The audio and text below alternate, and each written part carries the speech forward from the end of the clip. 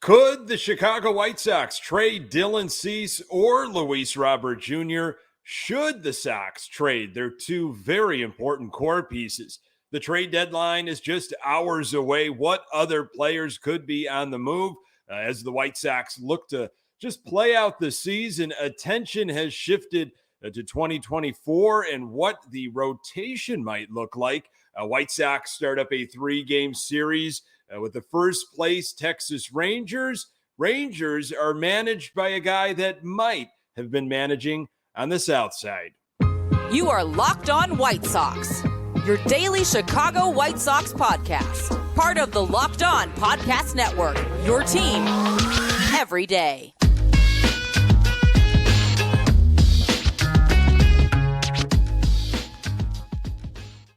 Hey, Sox fans, welcome back to Locked On White Sox. Thank you for making Locked On White Sox your first listen each and every day. We're free and available on all platforms. Follow us on Twitter at Locked On Sox.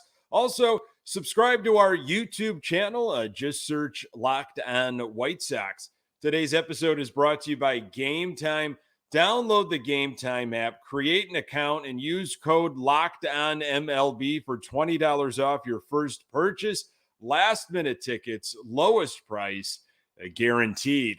Hey, I'm your host, Nick Morawski, a lifelong, die-hard Chicago White Sox fan, recording this podcast just blocks from the ballpark in beautiful Bridgeport. You can find me on Twitter at Nick_GGTB. Locked On White Sox is part of the Locked On Podcast Network, your team every day. Our Chicago White Sox will take on the Texas Rangers on Tuesday. Sox have not officially announced a starter, but I believe Schultens could be the guy they go with. Catch every pitch of the White Sox hometown broadcast with SiriusXM on the SXM app. Search White Sox. State of the Sox, 43-63. White Sox had a day off on Monday as they are traveling or already probably there, which would be weird if they weren't, in Texas to face an aggressive Rangers team. They've been making a lot of moves and probably maybe a few more to come before the deadline as they're holding on to a very narrow lead in the AL West. Sox going in a completely different direction. As I am recording here, there have not been any other moves. We've got the Giolito, the Ronaldo Lopez. We've got Lance Lynn, Joe Kelly, and Kendall Graveman. I think there are a few other pieces that definitely can be moved, position players and pitching before that deadline. A lot of other teams, a lot of other action happening on Monday, some surprising stuff, especially with Cleveland. So the question really is, do you keep Dylan Cease? Do you keep Luis Robert Jr.? And I feel like a lot of people, when you talk to different Sox fans, like, well, no one's untouchable, but you got to hold on to Luis Robert Jr. He seems like that guy that, offense, defense, just about everything. He can impact the game in so many ways on a nightly basis. Pitching standpoint, it's like every fifth day you're going to get something out of an ace. And sure, you need that anchor. You need that guy that holds down. Hopefully it's a veteran presence that holds that rotation. And boy, 2024, we're going to get to it in a little bit later in this episode. 2024 is looking bleak. You say the White Sox are going to be competitive, that they're going to try to compete. I know the AL Central is still going to be, forgiving, but boy, I'm wondering where this pitching is coming from. Now, after saying that, what do you do with Dylan Cease? I mean, he has some control. He's obviously a coveted pitcher, and there aren't maybe a lot out there right now at the trade deadline. He's a Boris client, which the Sox don't really play well with, but the White Sox do not pay for pitching, period. Okay. They rarely, if ever, will offer an extension. I think you got to go back to John Danks from 2011. That was the largest extension for a pitcher. They don't acquire premium pitching. In the free agent world, they don't spend for it. They might trade for it every now and then, but they're not going to spend for it. So do you really think in a couple of years, whatever it is, they're going to be able to retain Dylan Cease? I don't think so. So it's kind of a circular argument, I guess. Do you keep Cease and especially Luis Robert Jr. and try to build something around them? They are the two pillars or the foundation, however you want to call it, that we're going to build around here. Pedro Grifol is going to be able to put his fingerprints all over this, but it's Dylan Cease and Luis Robert Jr. that are the holdovers. Or do you say, you know what, we're just kind of wasting their prime years? If some team offers us the absolute farm and gets desperate and crazy, whether it be at the deadline or during the winter meetings or maybe even next year, they hold on to him like they did with Jose Quintana into the summer of 2017. They did not sell him off during the winter meetings. And Cease is just really cooking next season, and some team just pays an absolute king's ransom. You say, what are we doing with Cease anyway? It's not like we're winning right now in 2024. I don't know. That is a question of where the organization is going. If they really think they're going to spend some money this offseason, as Bob Nightingale has hinted, and put some pieces together to make them competitive in 2024. Personally, at this point, I don't believe that's going to happen. So if a team like Baltimore, if they can even do something like that, or a team that's really hungry, maybe the Cincinnati Reds, and they say that this is our guy. This is absolutely our guy. We feel it this year. And if the Sox are interested and they're listening, we're going to put something together. So that's the argument I've been having with myself. I know there's been stuff on social media, talked about it with my co-host Pat Hester on the Good Guys Talk Back weekly Chicago White Sox podcast of where the Sox should go. I don't believe the Sox do a very good job in developing to begin with. So, what's the point, of waiting to develop these guys around Cease and Robert? But then you're going to get back prospects that I don't believe they're even going to be able to develop those into a winning season.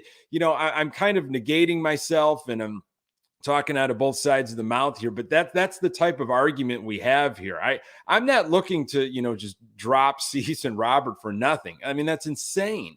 But are you going to waste their prime years as this team? Because it's a remodel, it's a retool, it's a reimagine, whatever you want to call it. Are you going to waste those years when this could be a sell now opportunity right now, especially what for Cleveland got for their pitcher from Tampa? So Robert Murray from Fansided said the White Sox have already traded, of course, Lucas Giolito, Lynn, Kelly, Lopez, and Graveman, and they are likely not done. Reliever Kenyon Middleton has drawn interest from bullpen-needy teams. They will give away catcher Yasmani Grandal, who is in the final year of a 4-year, $73 million contract, as Nightingale reported. They will listen on shortstop Tim Anderson. A trade involving Dylan Cease is considered an extreme unlikelihood, but with the market starved of high-end pitching, it would behoove the White Sox front office to listen to inquiries. And this was from MLB Trade Rumors. So Cleveland dealt Aaron Savali in his 2.5 years of affordable control on Monday. Kind of a surprising deal to Tampa for Kyle Manzardo. And Manzardo, 23 years old, was Tampa Bay's second-round pick in 2021 and quickly hit his way onto the top 100 prospect rankings throughout the sport. There's little doubting that Savali is a quality performer when healthy, but Savali has only reached 100 innings in one major league season and has only twice reached 20 starts. So that got me thinking, if Cleveland's getting that for Savali, I wonder what Dylan Cease in his years of control would gather. Ken Rosenthal from The Athletic, this is what he wrote recently. The White Sox are listening on Dylan Cease and everyone else on their roster. The perception among many in the industry is that Cease and center fielder Luis Robert Jr. remain all but untouchable, but some rival executives see the White Sox willingness to entertain offers as an opening, however small. In the White Sox's view, nothing has changed. They are simply doing their due diligence, staying open-minded and assessing the values of players and what might be possible. A trade of Cease, the 2022 American League Cy Young runner-up, who is under club control for 2 additional seasons, would require a massive return. But the given demand for controllable starting pitching, who's to say the White Sox couldn't get it?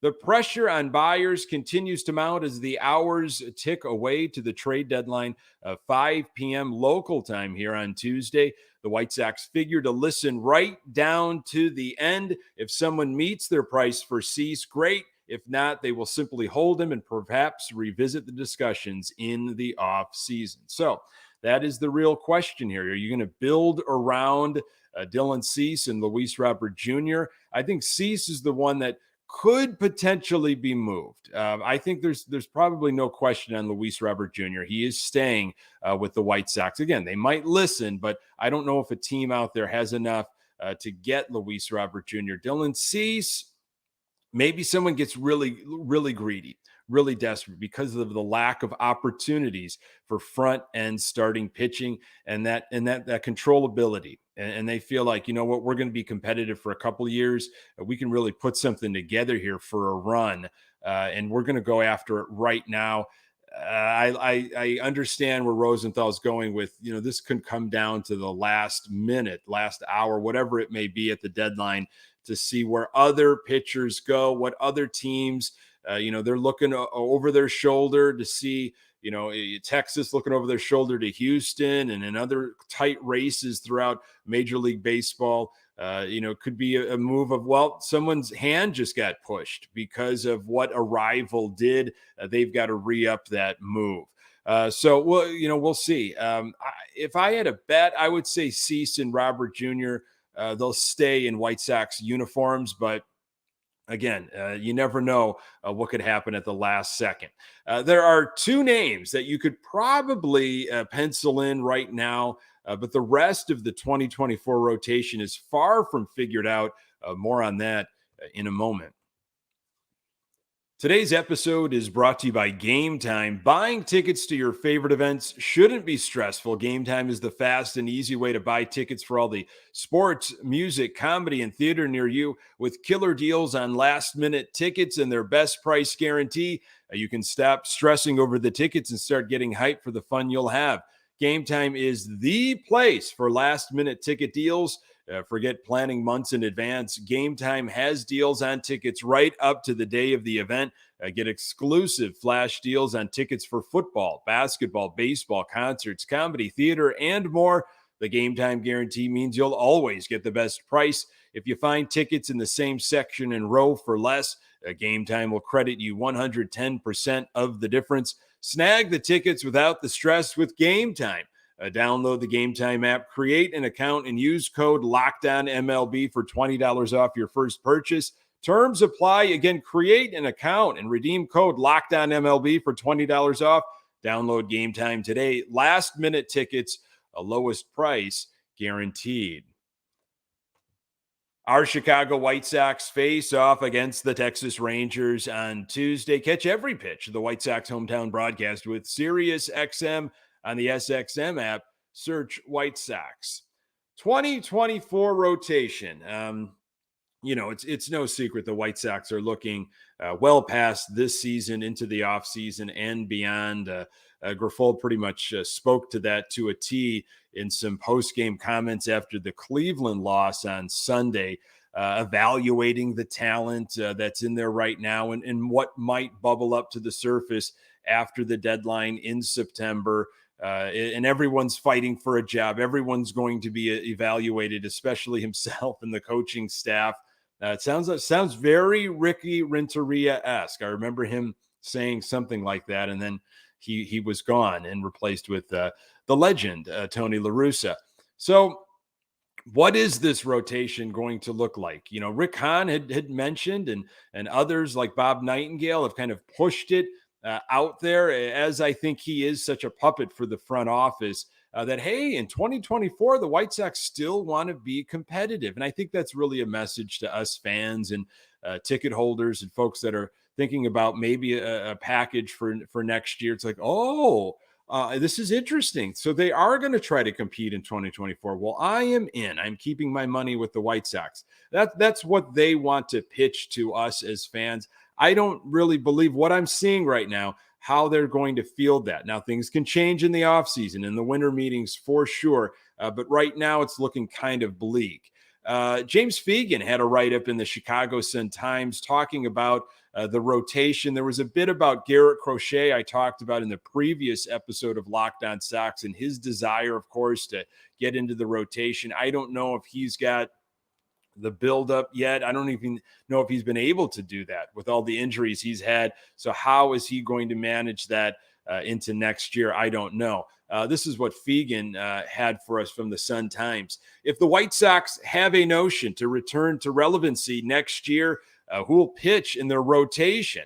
I'm sure everyone would like to know what that's going to look like. Pitching coach Ethan Katz said, we'll talk a lot about different scenarios for next year, but we've still got 2 more months this year. Guys have opportunities to really help themselves for next year, and we'll see where it goes.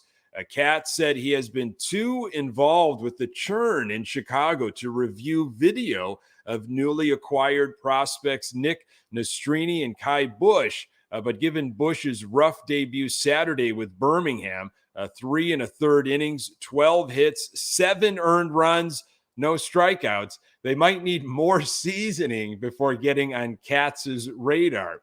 It's a great opportunity for the guys here, Katz said. It's always, from a coaching standpoint, exciting to help these guys develop, teach them at this level, and make every day count, and hopefully build for next year and see what we really have. I know there's a lot of folks that are completely done with Ethan Katz and the Katz laboratory and all the stuff that the magic that he can create. Yeah, I haven't seen anything that I'm absolutely overwhelmed by. And I look at a guy like Michael Kopech that we're going to hear about in a couple moments here about the whole new culture. Kopech looks absolutely lost. So I don't know if just Ethan Katz is just, look, I can't do anything about it. It's a mental thing for Michael Kopech. It's not a mechanics thing. His mechanics look right. We've been able to fix some of that, but it's between the ears for Kopech. And there have been other guys that I'm like, this rotation, like what is happening with these guys? How come they just haven't been able to figure out? Lance Lynn, one of the worst, I think maybe the worst ERA amongst all starting pitchers in MLB. Obviously, he's now on the LA Dodgers. What went wrong with that? Is that just something that Lynn, knew what he needed to do, but he couldn't achieve it? Was it flagged by Ethan Katz? And it was just physically, like Lynn could not figure out how to throw a wipeout cutter, to stop throwing it in the zone. I don't know.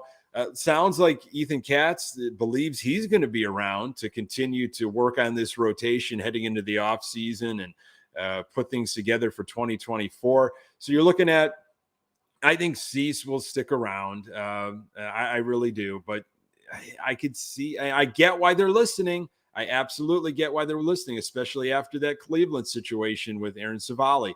So you got Cease, then you got Kopech, who, he could be moved to the bullpen. He's got the velocity. He seems to not have the endurance as a starting pitcher. The worry for me is the lack of control coming out of the bullpen. That's what you want. If you come in a pinch with guys on and you can't throw strikes and you're wild, and then you get behind in a count, and so you're throwing a cookie cutter fastball middle to just put something serviceable there, and it gets bashed. What good is that? So I think it's that work of trying to become a pitcher, not a thrower, which I thought that's what Kopech was going to be zeroing in on in 2023. And maybe, again, he tried, and it just, for some reason, there's something mental going on. But so you got Cease, Kopech, I think Touki Toussaint, which we'll see in this Texas series. And we saw him on Friday against Cleveland, pitched pretty well. He's got the stuff. Ethan Katz has talked about it. He's got the stuff. He's got some fun kind of different angles and stuff. And look, that's where we're at right now. I think Tuki Toussaint's in your 2024 rotation. And hey, if he can go the innings and if he can minimize damage, maybe he's not the guy that I thought was going to be in the rotation. But you know what? It works. And then you look at guys like Jesse Schultens, who might be starting the Texas series. As I was recording, there wasn't a starter mentioned for Tuesday's game, but it feels like it could be Schultens, that hasn't had an opportunity yet to start in a while, so it might be him. Could he be in the rotation in 2024? And then you've got some question marks, a big question mark, and maybe some of the other guys that I mentioned aren't even an option. And so that's what we're dealing with right now. Now it's only August 1st, and there's plenty of time, and we've got a whole off season. But again, if the White Sox are starting to look at 2024, we might as well also look at some of those scenarios, and the rotation is one of those. How about a new culture, focus of the White Sox, loosen up and have some fun? That's what Daryl Van Scoven wrote in the Sun-Times. The clubhouse has been kind of weird all year, Michael Kopech said. We had high expectations for ourselves. I don't know if we ever clicked or even really got close to reaching our potential. Right now, I think the primary focus of this clubhouse is to loosen up and go back to having some fun playing baseball. I know it's hard when you're 20 games under, but it can't get too much more miserable than losing a lot. We're going to go out there and play hard and compete and try to have fun doing it. We still have some good veteran leadership roles in this clubhouse now, and they're going to do what they can do to change the atmosphere here, Kopech said. Having fun is only one layer of the clubhouse culture Grifol wants to change. It's nearly impossible to do so on losing teams, Van Scoven wrote. It will be a culture of hard work, but also fun. And he had this message for Kopech on Sunday after the slumping pitcher's latest rough outing. Just got to go out there and really enjoy pitching, not put so much pressure on himself. We've all seen him go out there and just have a lot of fun and be electric. So we've got to get him to that point. And we saw the clubhouse, the dugout react to Tim Anderson's home run on Saturday, his first home run. And, you can make arguments. Was Lance Lynn the fun police, which I don't know if I necessarily buy that. It was one game, where we saw this excitement, and then they went back to their losing ways on Sunday. So I don't have enough to really build up an argument with that. You do have some veterans, but how long are they going to be around? You can really make a case for Elvis Andrus just being DFA'd. There's no point in having him around if you're trying out young guys and trying to see what you have on this team for the offseason into 2024. Maybe the pressure's off this team now. Maybe it's clear. It's completely clear. The White Sox are not in it for the division race. There is no postseason play or hopes for postseason. It is more of just, we're going to play this thing out. And Grifol's looking to maybe get a head start on creating this culture, with a year in now, with a season in. And if he is given the opportunity, which I think he will be, he'll be around still. To get guys to buy in, again, trying to get guys to buy in still into what he's talking about. And maybe it's the young guys, the unproven guys that say, you know what, I haven't been around the game long enough. I don't know how it's done anywhere else. This is how I know it's done, by Pedro Grifol and the White Sox. And so I'm going to buy into this. And look, there is no more pressure on this team. So maybe they just go out and they play spoiler. They just have fun. And then maybe even after the deadline, when, hey, it's over, the dust has settled, we know who's going to remain on this ball club for the rest of the season. There's no more worrying. Am I going to be moved at the last second? Where am I traveling off to? And then all the pressures that comes with, maybe after that deadline, they're really pressure free. And you're seeing some loose, fun baseball. That is definitely a possibility. But, Grifol has talked about it now a few times, about trying to create this different culture. Why he has not been able to figure that out, because it was something he kind of mentioned in the offseason a few times of how he wanted things to go. And it just, I don't know who was holding him back, who was not buying in. Maybe it was multiple people. That seems to be something he's still trying to wrestle with. The White Sox will tangle with the Texas Rangers.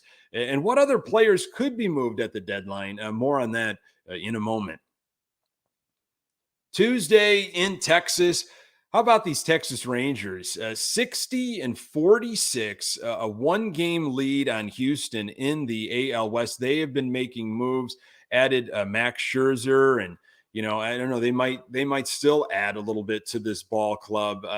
They're managed by Bruce Bochy, and way back when, before Tony La Russa was brought in to manage the White Sox in the fall of 2020, I caught some rumors that Bruce Bochy was high up on that list. And then after La Russa was finally convinced, I think he said no originally to Jerry Reinsdorf, and then he thought about it and talked to some people, and then he decided to come out of retirement to manage the Sox. It sounded like Bruce Bochy was going to be the guy if La Russa turned the Sox down. And Bruce Bochy mentioned, in circles again last offseason when they were looking for a new skipper, and eventually decided with the unproven, the rookie Pedro Grifol. But I was kind of intrigued about Bruce Bochy, a winner. But then you're looking at La Russa was a winner.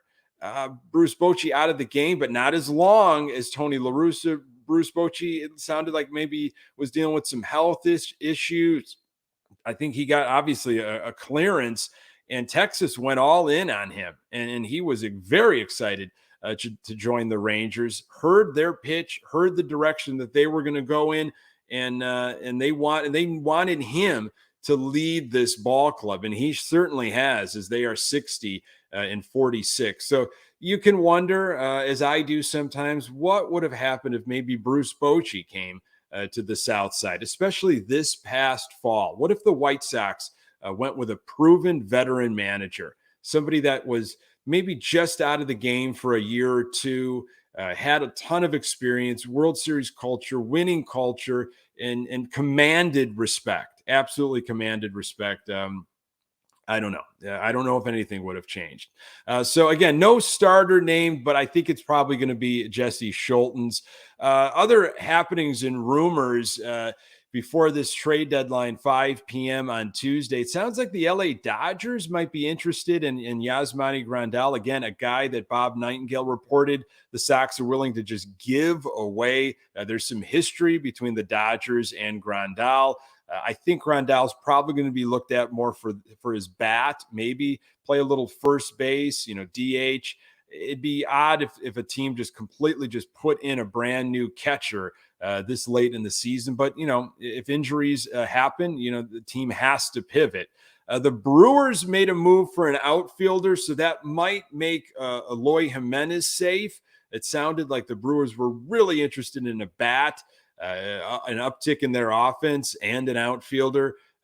Eloy Jimenez mentioned quite a bit in rumors, as was Jake Berger, that the Brewers were checking in on Berger. And it still seems like, the Sox are listening on Tim Anderson. I haven't heard any other teams. I've heard Dodgers, but that's kind of cooled. Miami Marlins was the hot team a couple days ago, checking in on TA.